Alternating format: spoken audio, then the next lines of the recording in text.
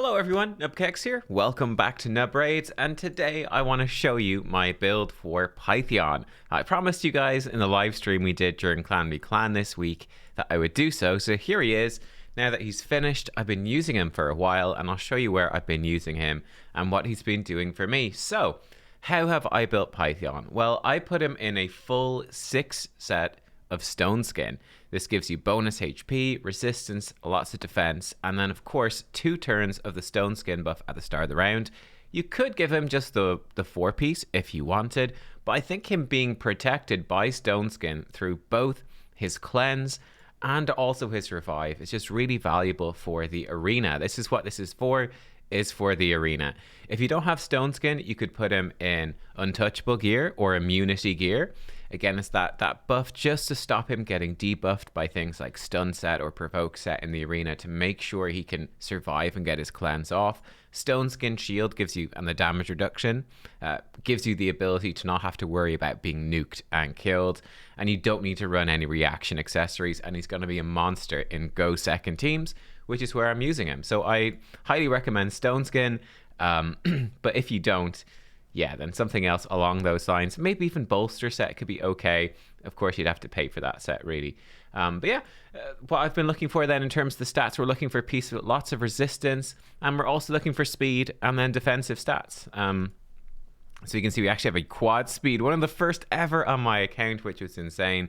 So that piece is really good. This piece over here, not so good. We're looking for mostly 6-star stone skin pieces. This is really great resistance with speed and even defense percent. A little bit of crit rate, not very useful. We've got the mythical flat defense boots, a crucial piece of his kit.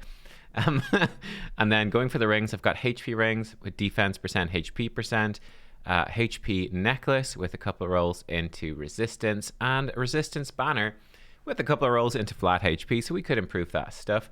I would definitely be looking for reaction rings. I actually just got this one. It's not super good, but I just got this one, I think from the last CVC we just won.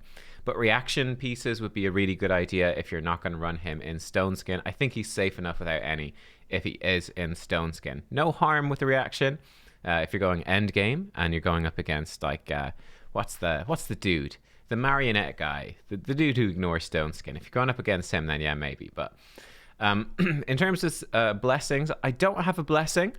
And I'm not sure exactly what I'd be putting on him, to be honest. Word of the Fallen could be kind of interesting. The most standard option, perhaps, is probably Polymorph, which is going to give you even more resistance and defense, and then you can start sheeping people if they do manage to debuff you. So I don't know. I think it's pretty flexible, honestly, with the blessings. And probably you might even pick one more so for the stats. Like I said, the Polymorph, he's probably not going to get debuffed too much, but yeah. So I've got him about 68, aiming for about 70,000 HP. We've got him a 3.8k defense, so he should be very, very tanky. 249 speed, so I've built his speed high. This is going to keep him very strong for Hydra, keep him cycling through the abilities, and it's very nice for arena. And then 627 resistance. I honestly would like his resistance to be higher. He is going to get buff stripped by dedicated buff strippers in the arena, so we are going to rely on stone skin to survive through like a Romantu or a Madame Ceres. For example, my Madame Ceres has 700 accuracy. My Romantu doesn't have quite that much.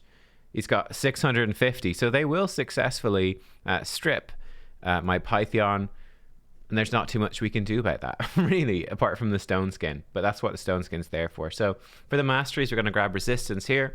Going to work our way down to more resistance there to really stack it up. Less damage from crits. This is an arena mastery, but very strong. And so on and so forth. Give him more healing. Give him healing when an enemy is healed. Again, for the arena, really resurgent for the arena. Very arena focused, but still going to be super viable for all Doom Tower bosses and Hydra. Chance to counterattack here is really just to get over to Unshakable. We'll give him a bit of a turn meter boost when an ally is crit. You could alternatively give him Spirit Haste instead. It's sort of up to you. I think that the Cycle of Revenge is slightly better. We're going to get him then more max HP, more healing, some turn meter when his buffs expire. I think Healing Savior is a good alternative option here. It's just going to make his healing a bit stronger because his healing's not the best. And this will give it a nice little boost, though. So I do think Healing Savior is a viable pick for sure. I got him Cycle of Magic, Lore of Steel, because we've got such nice stats coming from that Stone Skin, and then Lasting Gifts for sure, extending his buffs. So yeah, that's basically what he's looking like. In Hydra, so I haven't run a key this week. We've just started the new rotation. But I was running him in this team. So this is the team I was running with last rotation, and I absolutely smashed it. So who are we running Pythion with? Well, I want to run him with an Inquisitor Shemael so that we don't get messed up by the fears. We can leave it on full auto and it's going to do the job. We're going to combo that. This is a very, very good team, guys. We're going to combo this in Nekmothar, Speed Aura, speed boosting us, decrease speed and leech on the enemy, decrease attack on the enemy. Just insanely OP champion for Hydra. So I think the three of them together are very good. I've got them combo them with a Sissia and a Archbishop Pinthroy. You could instead put in Ugo and then put in something like Geomancer or Husk and Royal Guard, whatever that you want. For me, I've got Sissia for the AoE burn and decreased defense and weaken. Works really well on full auto, whereas Geomancer is not quite as good on full auto. And then we got Pinthroy for the increased accuracy and block buffs.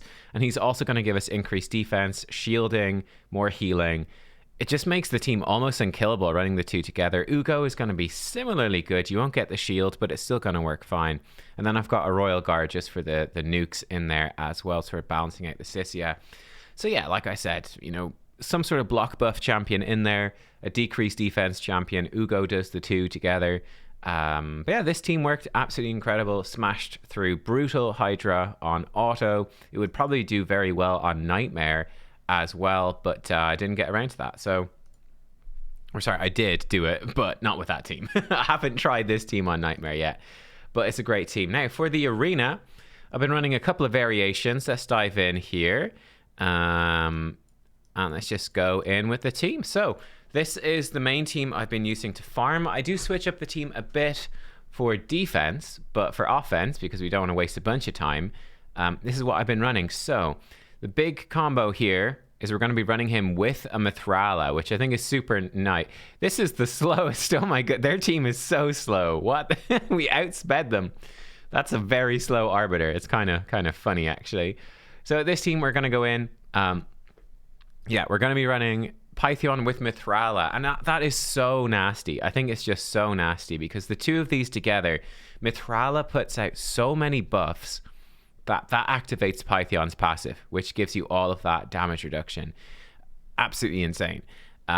She gives increased defense, strengthen, and a big shield. He provides the block debuffs. It's like nearly all of the defensive buffs. You just don't have ally protection, but nearly all of those defensive buffs, you have them in there in the team. The team becomes so difficult to defeat, so difficult to take down. If they come in with a Warlord, we do still have the threat. Mithrala will still not be debuffed because she's got so much resistance. Their Warlord's actually not set up right, so we didn't even do the thing. Okay, fine. And we still have the A1 from Acandrophon, and the passive from Mortu Macab will still take out the Warlords and stuff. So I feel like this is a very, very strong both offense and defense team. Go second. It's very, very good. Yeah, you could use any sort of go second nuker. Like you could use a Rotos, that would be totally fine. That would work in this team. You could use Steltus Dragonbane. You could use him. He'd be great as well. You've got a ton of options, honestly, in terms of what you do. She's gonna revive everyone here. That's a little bit annoying, the Lydia passive, but we'll pick it back up. You'll see they're gonna keep beating on us and smacking us. They're just not gonna really manage to kill us, though. Okay, Rotos here will kill somebody, but the team itself is gonna be just fine. There we go. We go in, we smack. We might actually be slowed down a bit here if Warlord locks us out. We'll see if Pythion resists or what. Oh, he's going to do his heal. This could be a while, but we will win. I'll pause it. I'll be back. Maybe we'll lose. I'll pause it. I'll be back in case we lose. See you in a minute. Okay, we actually did lose, believe it or not. That's very funny, actually. That was the Lydia survived, and the Lydia passive won them the fight. That's very funny. So I'll show you the version of this I've been running on defense, which will actually fit really well in here. So what I've been doing for defense, which I think is really good too, you can actually use Pythion in the lead. We're not going to... You could still use the Mortu Macabre for speed, either. Going to put in the Mortu Macabre as well. We are going to keep Mithrala in there, of course. And then we are going to put in Ultimate Death Knight. And this is what I've been using on defense. And I think that's cool, where you can use either the speed aura, or you can use the resistance aura from Pythion. The resistance aura can also help with Ultimate Death Knight. I need to rebuild my Ultimate Death Knight with... so we're going to set up the same sort of stuff here. Actually, I guess this doesn't really matter. They can just go with whatever. Just leave them on default, basically, and they'll be fine. They just have a really slow Ultimate Death Knight. So with this one, you can see why I wouldn't use this one on offense much. It's going to be very slow. We're relying on Mortu Macabre passive to proc. But the point of this team is it's really difficult to actually kill them, because again, they've got all of that protection from Mithrala, all the protection from Pythion, but now you've got to get past the Ultimate Death Knight passive as well. Ultimate Death Knight also throws out a ton of healing, putting out decreased attack, so you've got all that annoyance in there. This is not going to be a quick fight, though. It's a lot typically it's a lot faster when you've got the Candrafon in, who will actually just one-shot people and take them out and all of that. This is going to take, well, a significantly longer time. We'll likely still get through. We shall see. Yeah, Arbiter's almost killed herself this time. So just the way things happen to line up, it looks like it's lined up better for us. And yeah, since Mortu Macabre is typically going to be blocking revive one by one, we should be fine. Of course, Lydia passive still ignores the Mortu block revive, but yeah, at this point they've got no damage. We just got really unlucky that first time, honestly. A little bit unlucky with the Lydia surviving when Pythion doing the... Anyway, it is what it is. But yeah, this team again works really well. We've got so many buffs, so we're going to be stacked up on the Pythion passive nearly always. Very difficult to kill this team, and it's just giving Mortu Macabre time to proc his passive. So yeah, I think this is sort of a Mortu-esque team. You could use Candrafon in as well. I think, though, that Mortu, Rotos, they both have sort of that timer. Candrafon's just really strong, but both Mortu and Rotos, Mortu will proc his passive eventually, and he's probably going to one-shot somebody and block revive, and it's going to win the fight eventually. Rotos is going to keep stealing your max HP and then just hit too hard. He's going to just one-shot people, take extra turns, and you're going to die, right? So that's sort of the theme of that. This is probably the scariest. Yeah, so this would probably be the scariest team. Let's try it against this. So we could get locked out here. We'll see if the resistance aura is enough. I'd be pretty confident if I was able to get Pythion up to like 700 resistance to pop this aura on. I'd be feeling pretty good. Of course, on defense, you know, they could still come in. And again, I guess people just don't care because it's classic arena. So they haven't set up Warlord to open with his lockout move. Yeah, I understand. But yeah, it's something to watch out for. So again, this could be pretty tough because they have the ally protection stuff out. It's definitely going to take a while. We'll see if we get locked out. Certainly the Trunda's not blowing us up turn one. You can see she's trying to hit Mithrala. She did a little bit of damage, but she still hasn't quite got through Mithrala's shield. She will eventually, of course, but it does give us a lot of tankiness. You can see here, she goes in, they smacked Pythion, and he's still standing very strong. He doesn't have the increased defense on yet. We'll get that next turn.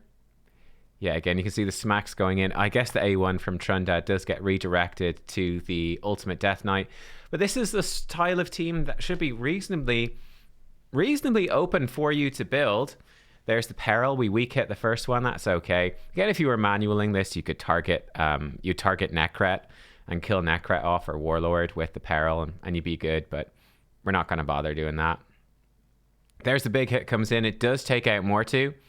We get shielded back up, though, and not really too worried at this point. We should get the revive now, which will refresh strengthen on everybody, which is going to be quite nice. Big hits coming in. Boom. We get the revive off, and still their single target attacks are being redirected over to him. Mithrala is interfering with them as well, being annoying with the Petrify. We've got 2 enemies petrified, so there's a lot of cool stuff going on here. Mortu gets revived. I think Peril might have been unlocked even as he revived, and he picks off their damage dealer, and that's basically it. So guys, there you go. That is sort of my thoughts on Pythion, how I'm using him, how I've built him. Let me know what you've done, what is working for you, if you found any cool combos in the arena, or in Hydra. But yeah, this build is obviously arena tailored, but it's going to work extremely well for everywhere too. So there you go. Hope you enjoyed. We will, I'll pause it. We'll win this one. I'll be right back. Hey, and there we go. Look, this is why it's a defense team. 6.5 minutes. But they did it in the end. You see, Mortu just he just wouldn't proc Peril.